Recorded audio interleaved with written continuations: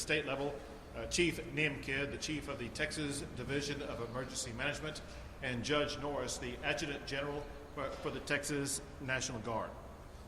I'm here today to make several points. First and foremost is to emphasize that as we continue to respond to the challenge of COVID, we have one priority that is our top priority, and that is ensuring that we provide vaccinations for our seniors. And there's a reason for that. Mathematically, it's a fact that seniors who contract COVID are the people who are most likely to either be hospitalized or lose their life because of COVID. And we have seen, because of the rollout of vaccines and because of the significant number of seniors who have already received a COVID vaccine, that has led to an ongoing downtrend in the number of people who are hospitalized, as well as the positivity rate in the state of Texas. So these vaccines are working, but the fact is there are more seniors who still have yet to receive a COVID vaccine. So what we want to do today is tell you what we are doing specifically in Hidalgo County and the Rio Grande Valley to make sure that more seniors will be able to get access to a COVID vaccine. Last month, we launched a program called Save Our Seniors. It's a program to ensure that homebound seniors will be able to get access to COVID vaccines. This effort has been spearheaded by the Texas Division of Emergency Management as well as the Texas National Guard, working in collaboration with local partners. We begin this program in rural parts of Texas, so sparsely populated areas, as we work to both perfect the program, but also work to get to places that simply were not getting any access to COVID shots whatsoever. So far, 90 counties have participated in the program to vaccinate homebound seniors. Now, the Save Our Seniors program is reaching more populated counties like Hidalgo.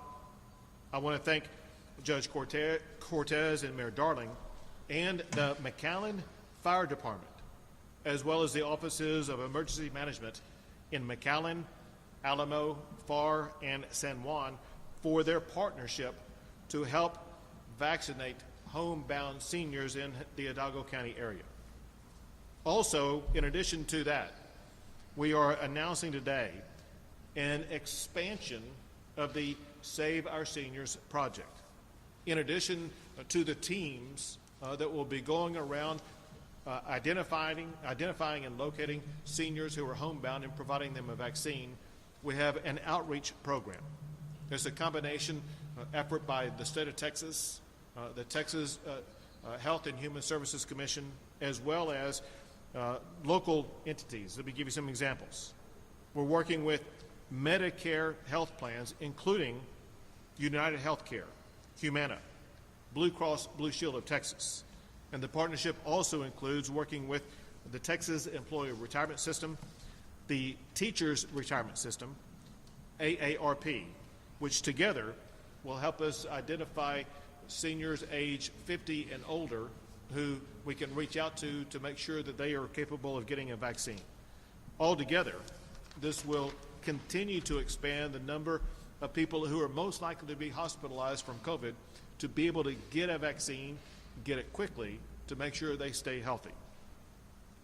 Because of successes like the Save Our Senior program, and with the increased vaccine supply that we continue to get on a weekly basis, we are now going to begin expanding vaccine eligibility to all adult Texans beginning this coming Monday, March the 29th. In just a few days from now, Texas will have so many vaccinations that we will surpass 10 million vaccine shots administered in Texas. And with more vaccines on the way and more Texans eligible, we are working to ensure that every Texan who wants a vaccine shot will be able to get one. Now, some Texans are still uncertain about how they can find out how to go about getting a vaccine or where to go to get the vaccine. And we're making it very simple. anybody who wants a vaccine shot, all that you need to do is to dial 211. It's very simple. Call 211. You will be asked for a prompt to press a number on there on your phone to connect with the COVID response, and you'll talk to an operator who will tell you the location nearest to where your zip code is where you can get a vaccine shot. Now, even though I've told you right now that we're opening up access to vaccine shots to every adult in the state of Texas, I want to double back and reemphasize that our key focus remains on making sure that seniors will be able to gain access to those vaccine shots. So I want seniors to understand that even though more people will have access to it, seniors will still have the ability to go to the front of the line. So for the time being, anybody who is 80 years of age and older, you will get to go to the front of any line providing vaccines in any part of the state of Texas. All you need is an identification card showing that you, in fact, are 80 years of age or older. And you don't even have to make an appointment. Go to any location that's providing vaccine shots, and you will be able to go to the front of the line to get your vaccination. That's how important it is to make sure that we get everybody who's age 60 and older a vaccine shot. Again, I want to thank our partners today, the City of McAllen and the County of Hidalgo, as well as partners like that we have throughout the entire state of Texas, for working with us to achieve our common goal, and that is to reduce hospitalizations and fatalities from COVID by working to provide more vaccinations to more seniors across the entire state of Texas. Next, I'm going to pass it over to the Chief of the Texas Division of Emergency Management, Nim Kidd. Thank you, Governor, and I want to take a moment to thank you for the clear direction you have always given us as it relates to COVID-19 and the disasters that we've worked together. Taking care of our seniors is our number one priority because they are the ones that are most vulnerable. They're the ones that were most at risk being hospitalized and death. And we've worked very hard to do that. The teams at the local level have been phenomenal.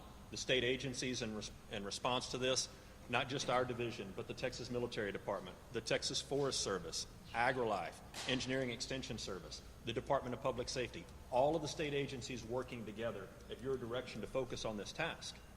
I'm happy to say we're going on a second round of some of our nursing homes right now because in the early days there was a little bit of hesitation by some people that didn't want the vaccine. Health and Human Services Commission has contacted all of their facilities. 881 of these facilities say that they have about 24,000 people that now want the vaccine or that maybe have moved in after we started doing this. Our focus is laser on them, Governor. It's to go and get those vaccines in the arms as fast as possible. And I couldn't leave here without thanking one of my very dear friends, Director Eddie Olivares from the Hidalgo County Public Health Department. Eddie's been a tireless champion of this. He's a friend of mine. He's a mentor to me. And I want to thank the mayor and the judge for supporting him through this process, Governor. Thank you very much. And next, a key partner in all of this is the Texas National Guard. And we have with us the Adjutant General, Tracy Norris. Thank you, sir. First of all, I'd like to say that we have over 2,800 soldiers and airmen currently in our COVID-19 mission. Behind me, I have Major General Tom Seltzer. He is the dual status commander for our COVID-19 response in support of Department of Emergency Management. And what that means is he also commands the 508 active duty soldiers or Navy that are here helping with the vaccine in 3 different places. Currently, we are also still working the resource areas where we're storing PPE for the hospitals. We're also still in the food banks for the COVID-19 response. And also, very quickly, as the governor expands this program for the seniors, we'll also be expanding our forces in support of what's needed at the local communities. One other thing I'd like to do, I'd like to reach out and really thank the employers of our National Guard soldiers and airmen as they're on this mission. They've been on this mission since March of 2020, as well as all the others in the other agencies. And also I want to thank their families for the support they're getting, because a lot of us that are on the response have been staying away from home for a while. And again, just lastly, I'd like to say, sir, that we're Texans serving Texas. Great. Thank you, General. Let me just close with this point. One thing that we have begun to observe is a decrease in demand for COVID shots. And I can't put my finger on exactly why that may be, but let me address a couple of issues. There could be some hesitancy by some people to get a shot, or there could be some level of frustration that there were people who were trying to get a shot and they could not get in line. We are working to address both of those issues by opening up more sites as well as by going directly to where people live. We're trying to make it easier than ever before to make sure that you will be able to get your shot. If you are one of our seniors, you will be able to go to the front of the line without having to worry about getting logged into some website or anything like that. At the same time, it's so important for anybody who may have any level of hesitancy for them to know that the one medical treatment that you can get to make sure that you reduce the chances of you getting COVID and you maintain your health is to get your COVID shot. It's those COVID shots that are leading to the good results we're seeing in Texas. We will continue those good results if everyone will get in line and get your COVID shot. With that, we'll be opening up for questions. Sure. If you could speak up just a little bit. Sure. State data shows that white Texans are being vaccinated nearly 2 times the rate as Hispanics. And here in the RGV, majority of the population is made up of Hispanics, many of who have underlying health conditions like diabetes or high blood pressure. What's being done to make sure that people, especially here in our area, which is mostly Hispanics, have equal access to the vaccine? We are doing several things to ensure that people in the Rio Grande Valley, including the Hispanic population in the Rio Grande Valley, are receiving an abundant supply of vaccinations. One is Chief Kidd and I have worked to ensure that we are surging additional vaccines to the Rio Grande Valley to make sure that everybody who wants access to a vaccine will be able to get one. Second, we know that there's a set of population in the Rio Grande Valley that is homebound, they cannot get out.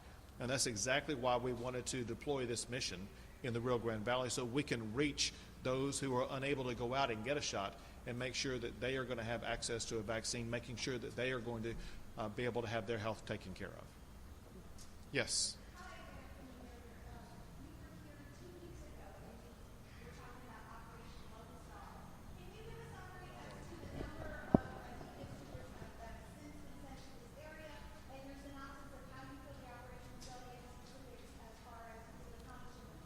Sure. So part of Operation Lone Star is the border surge that the state of Texas is undertaking to make sure that we fill the gaps that are left open when the Border Patrol is occupied trying to deal with the tremendous influx of migrants coming across the border.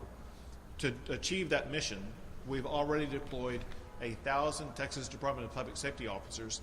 In general, is it 1,000 National Guard? So currently we have 500. 500. We're continuing to build. 500 National Guard, building up to 1,000 National Guard to ensure that we will be able to address the influx.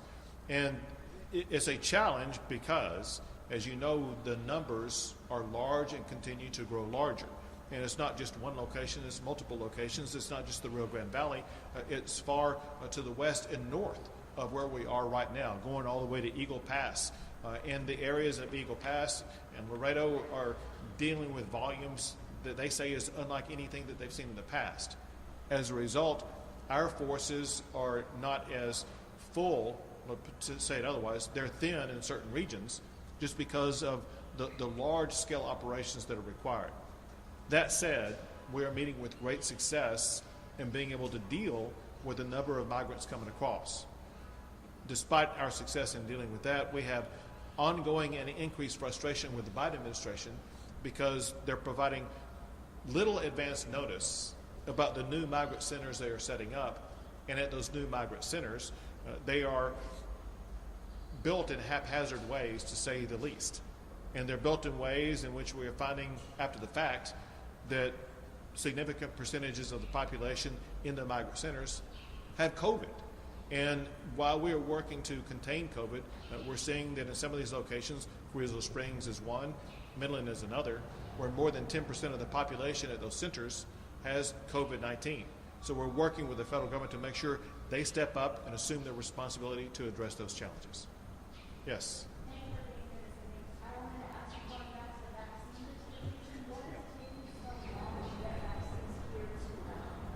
So the issue that caused the greatest challenge in being able to get vaccines out was the lack of vaccines.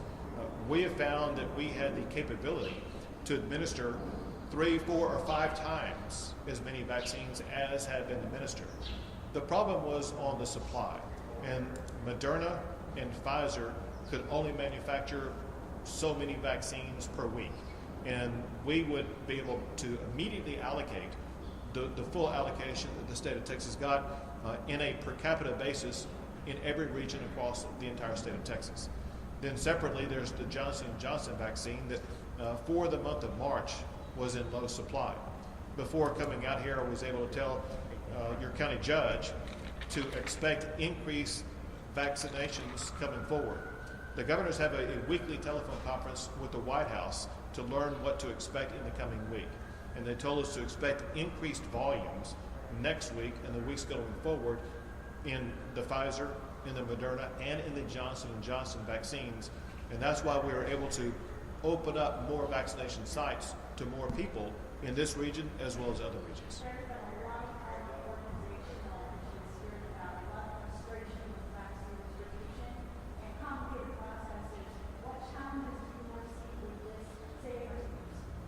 On the saving our seniors, what we have found is very few complications, and the reason is because the seniors, they don't have to go to a location and they don't have to sign up or anything like that.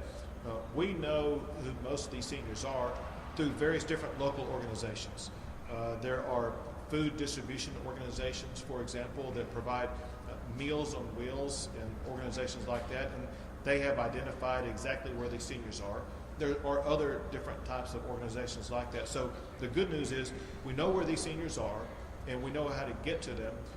The challenge initially was finding the manpower to be able to do that. Now with the National Guard, with fire departments, as well as with other local partners, we have the manpower to go door to door where all these seniors are and make sure they get the vaccines they need. Yes?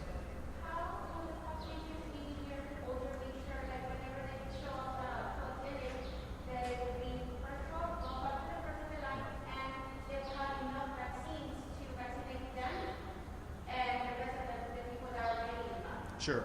So it's very important to clarify, anybody who is age 80 and over, they get to go to the front of the line of any vaccination center anywhere in the state of Texas.